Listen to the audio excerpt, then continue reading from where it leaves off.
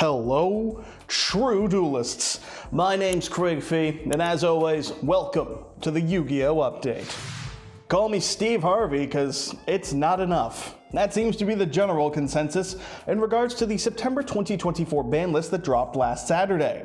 29 cards moved about on the list, including the banning of the Peasant Rare Fiendsmith Fusion Monster, Lacrima, or Lacrima, or Lactose Intolerance, which is one of the hits that everyone can agree was a good one, and admittedly somewhat surprising. But what was bad, and first and foremost, was the absolute lack of any banned Snake Eye cards, because most people have stated that they want to try having fun when playing Yu-Gi-Oh! But Konami instead decided that everyone should be playing Snake Eye cards instead, which is not fun according to all of the best Snake Eye players in the world, and also the majority of just about everyone else. There was of course debate about the ban list. Is Yubel actually the new best deck instead of Snake Eye, having gone virtually unhit besides losing 2 copies of Spirit Gates? But then if one Snake Eye resolves, it's still full combo effectively? It's uncertain here and now who the winner is, but the loser couldn't be more apparent. You, the community. It seems no amount of vomiting horses can sway Konami, as not only was nothing made and mentioned to it, even in terms of a direct response or the vague, no, we know people will change, that comes with absolutely nothing of value. And even better is the continued nothing burger that is in a few months from now. That of course being when we can expect the next change in the next ban list, because there will be no change, not to the Dex Plated events, not to the communication from Konami, and not to the relentless doom posting up to and including this very video. What a great state we're in.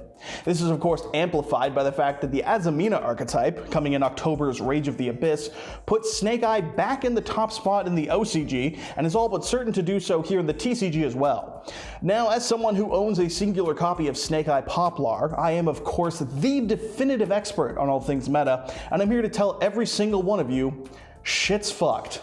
Regardless of whether Yubel is the top dog or if it's another 20 trillion more months of Snake Eye, the format seems to be pretty well set as being functionally the same as it was before. That is to say, open more hand traps than the opponent has extenders, or die. Cool. The core loop just being to stop each other with little to no option of, trying to diversify your playstyle with board breakers, or a more control-focused deck or whatever. And if you disagree with me, shut the fuck up. I own a single copy of Snake Eye Poplar. I'm better than you. So enjoy the endless doom posting, because while I do have faith that this game can and will turn around like it did following the Firewell bullshit that was 2018, I cannot deny that the vibes are off right now. And God help the general sense of morale if the Megatin pull rates are as bad as you expect from a company that has previously short-printed desirable cards in the Megatins, not even taking into account that this year's Megatins will have 400 cards. Konami, just do us one solid challenge. Impossible. This weekend is also, of course, the Yu-Gi-Oh! World Championship for 2024. The best duelists in the world will gather at a place that people tell me is cool, but I kind of doubt them, by the name of Seattle, Washington, to show us all what the maximum size of a locals can be, seeing as how the World Championships is, of course, closed to the general public. In last week's update, I wrongly claimed that the September ban list that we got here in the TCG would impact the World's list, when that is simply not true. This is because my primary purpose in life is, of course, to lie. And you as the viewer get to play the game of what little it is I say that actually has any merit of truth behind it. But my inability to pay attention enough aside, the Worlds for the OCG and TCG, Duel Links, and Master Duel all kick off tomorrow morning by the time you're watching this video. It'll be streamed at 7:40 a.m. local time in Seattle, which for reference is PDT, Pacific Daylight Time. Or Google has lied to me once again, and now I'm lying to you. I did just say I lie a whole lot. The stream is, of course, the only way for you to enjoy Worlds. You can support your team of choice on Master Duel if you haven't done so yet, if I'm not mistaken, with a chance to get a Royal Rare and a chance to have a chance at getting some gems if you support the winning team. But besides that, the most hype will most likely come as the standard model for all modern entertainment, and especially in regards to Yu-Gi-Oh! That is, of course, watching your favorite streamer watch the stream. Poggies, gang, this is as close as I'm gonna get to hanging out with Gage. I actually have no clue if he's streaming or not, but if he is, you can check it out. Maybe I will, who fucking knows. Either way, you can't fucking go to Worlds unless you're actually good at this game. So what other choice do we have? Just pick a streamer. Konami, please God, just do one fucking solid thing for us and let us go to Worlds. Impossible. And most shockingly this week was a potential bit of good news. Hard to believe, I know. Good news from the Yu-Gi-Oh community this week. Very rare.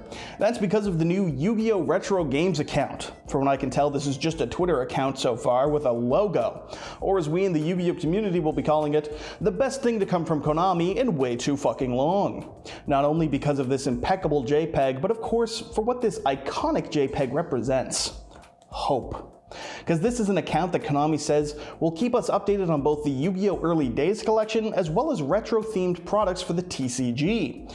The Early Days collection, of course, being the collection of older Yu-Gi-Oh! Video games from the 2000s, including even a Game Boy Color game that never left Japan. How cool.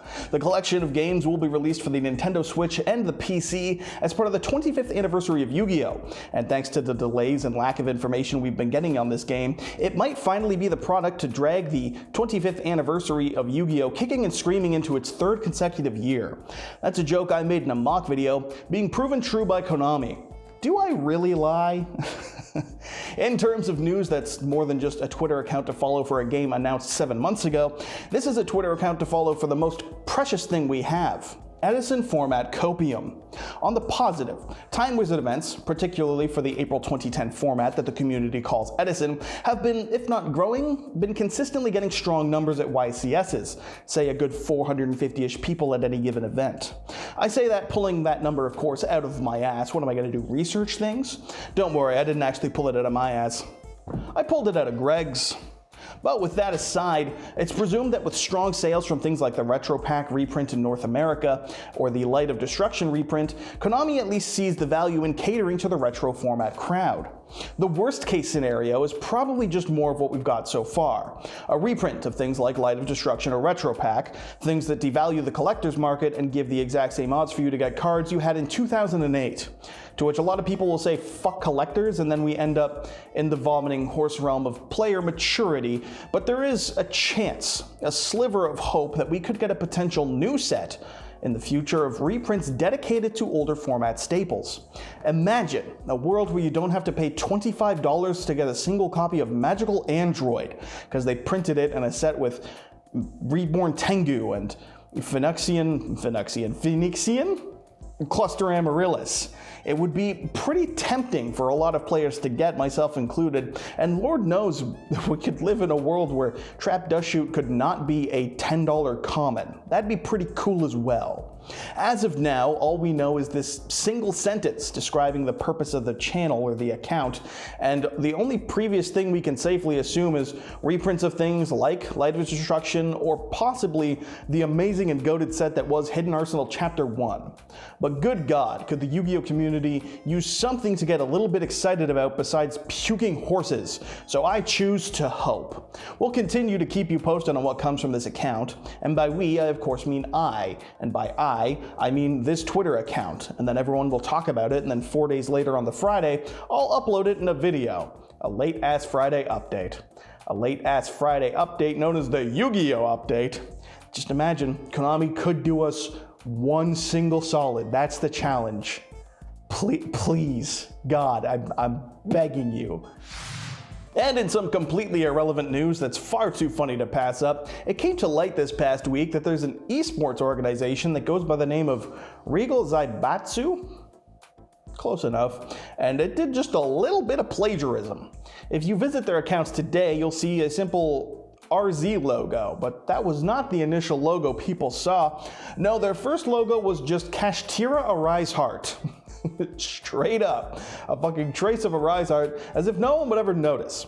This was, of course, immediately noticed by those who played/suffered through Kashtira format, and was evidently loud enough for the organization to change its logo. They did straight up admit, at least, posting saying that, you know, the creator or creators played a lot of Yu-Gi-Oh! And when they launched the organization, they weren't sure it would be that serious of a thing, which is pretty fucking real, because as you work on things, you tend to grow a little bit as a person and a creator, and then, you know, you see things like the original Yu-Gi-Oh! Update intro and decide, no, I need to try a little bit harder than that, because good God, don't worry, that thing was as lazy to make as it looks.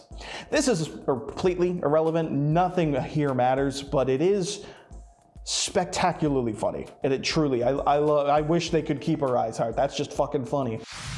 And so that wraps it up for this week's update. As always, I've been your host, Greg Feet.